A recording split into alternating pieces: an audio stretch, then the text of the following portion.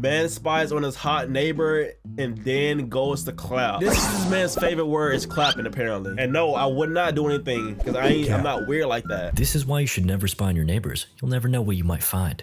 Our story opens with Kale, a young high school student, and his father, Daniel, fishing in a freshwater swamp. On their way home, they get in a deadly three-way car accident. Rip in peace, Dad. That was 1 year ago. Now in the present day, we see Kale asleep in his Spanish class. The teacher, Senor Gutierrez, throws a whiteboard eraser at him to wake him up. Man, I would have smacked that man. I would have smacked his hairline a couple back inches because, you know, his hairline is pushing 30. Damn!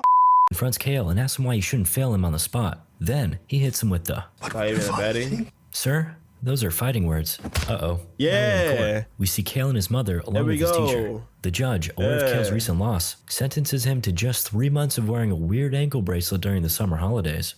Back at home, we see 2 officers fitting Kale with said bracelet. There is a 100-meter radius surrounding the GPS modem, and if he steps outside of the radius or unplugs it, the Pobo come knocking. In the event he steps outside, he has just 10 seconds before an AC-130 is called to his location. No cap. As Kale's mother goes into the other room to pay the incarceration fee, he's left alone with the other officer. Your Spanish teacher? It's my cousin. Well, your cousin. Wait, that's the man on Transformers. Isn't that him? That's the guy of Transformers. The guy who plays Kale. Yeah. A little bit. With nothing better to do, Kale starts his 3-month house arrest by binging every episode of Minute Movies. Thanks for the views. Now, what better snack to enjoy that than extra crunchy peanut butter covered in Hershey's chocolate sauce? What, you can't handle the taste? That's a weird combination, Weak. bro. Later, his mom comes home, disgusted at the environment he's been lazing around in. Relatable. Out of frustration, she cuts the cable connection and cancels his Roblox subscription. Talk about tough love. Clean up your room. Kale spends the next few hours doing laundry, cleaning the house, and pounding down Red Bull. Well, that didn't last long. Later, Kale wakes up to the sound of a moving truck and looks out his window to find a new family moving. My man's out here. He is a soldier. He's out here looking for his next enemy.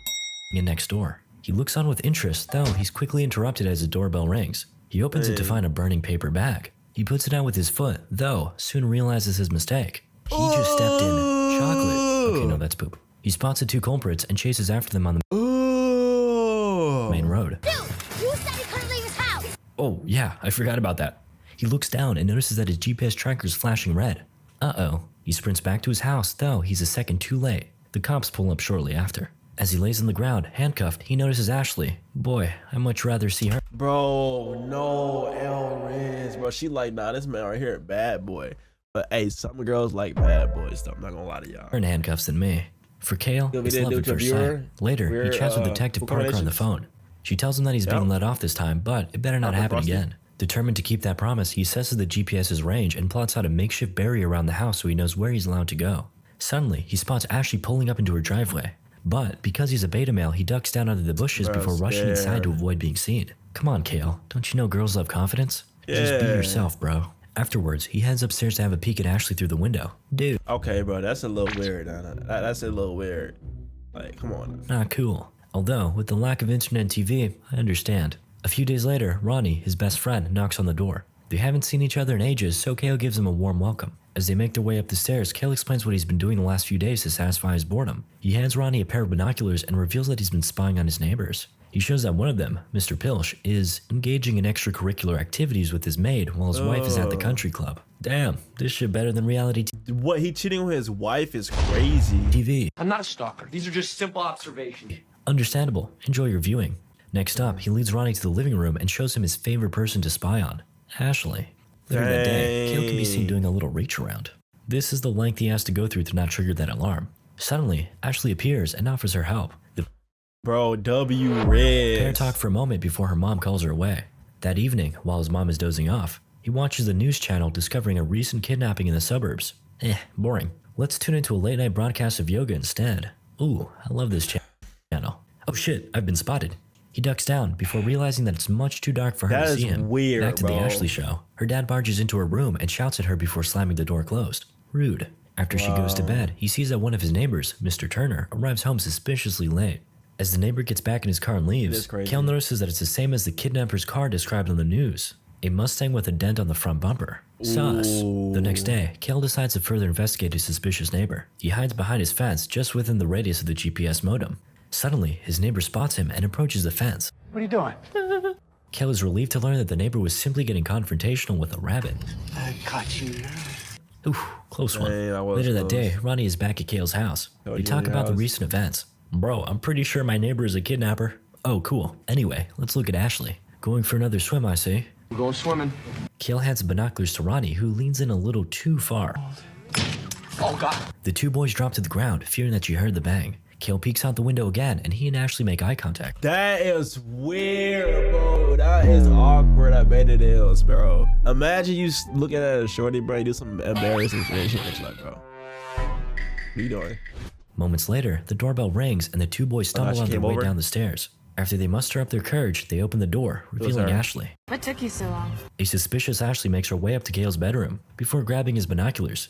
Have you been spying on me? What? No. Nah, that's crazy. Of course not. Awkward.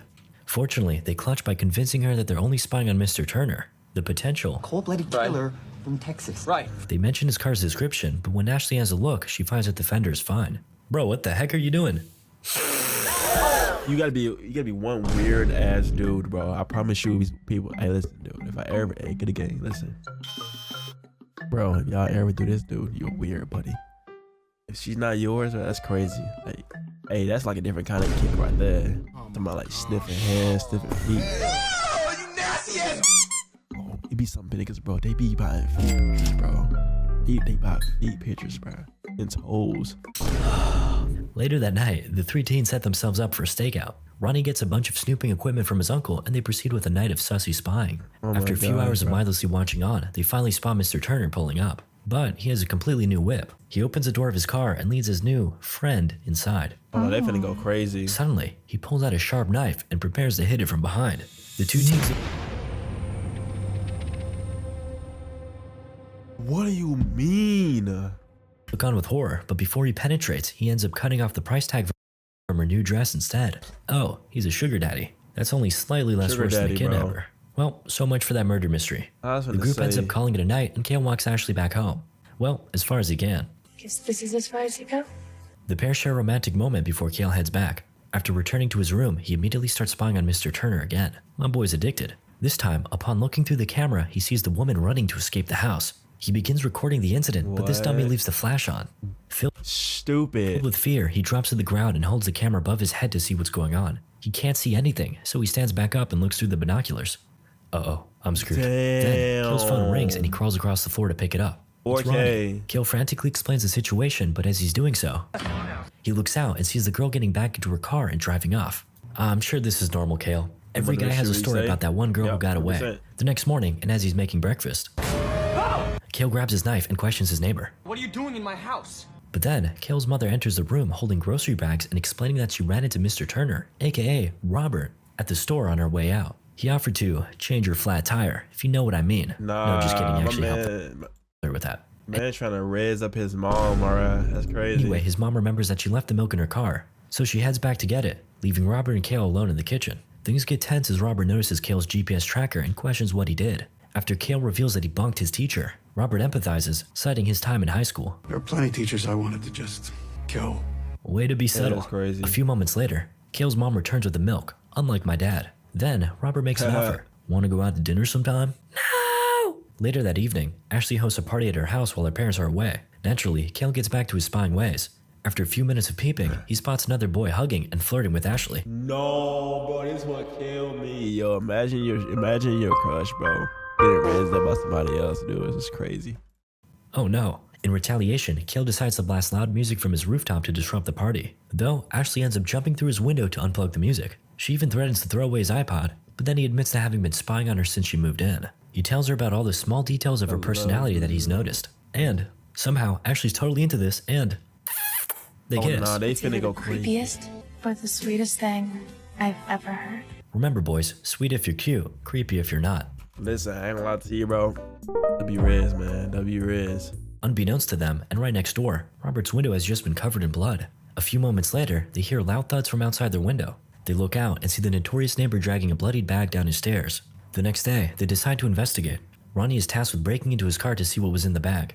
Meanwhile, Ashley follows Robert as he shops, so they know when he's on his way home. Ronnie manages to break into the car when Kale's phone rings. I lost Turner. You had one job, Ashley. Suspecting that Robert is on his way home, Kale hurries Ronnie to feed him the password to the garage. Meanwhile, as Ashley is driving out of the parking lot, she runs into, you guessed it. Robert tells her that he knows she's been following him. Leave me alone, you damn millennials. Boomer moment. Back at home, the three teens meet and discuss what to do next.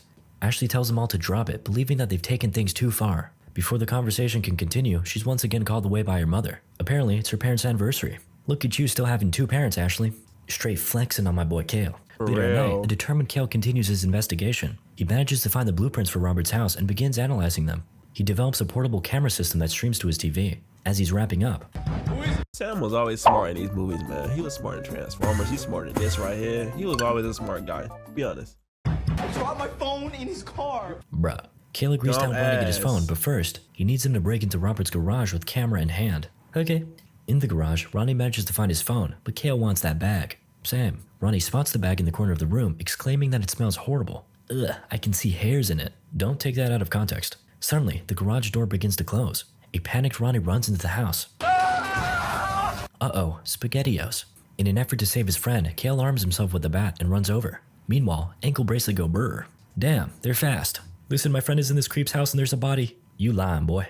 Kale pleads with them to check his garage. They oblige. Upon inspecting the blue bag, they find a dead deer that Robert had hit with his car.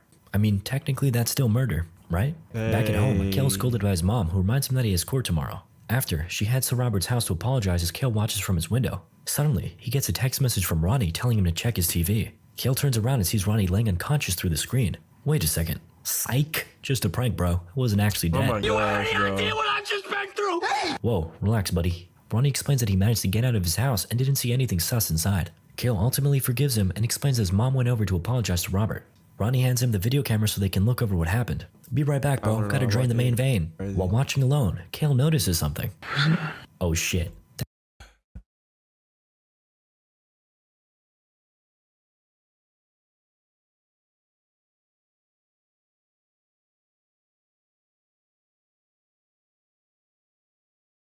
W mom chat. W mom, give me some tea, man.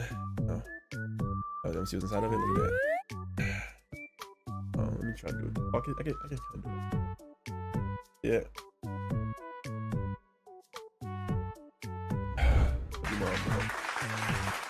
Your man's sick, bro. What else, bro? That's the chick that got kidnapped. Just as he realizes this, his mom is attacked by Robert. And it doesn't end there. He makes his way to Kale's house and plays baseball with Ronnie. Sort of. Then, Robert goes upstairs to attack Kale, but his reflection betrays him, allowing Kale to dodge. He sprints upstairs and tries to unplug the GPS modem, but Robert says, nah. Kale gives it his all, but it just isn't enough. Instead, he decides to run outside in an effort to trigger the alarm.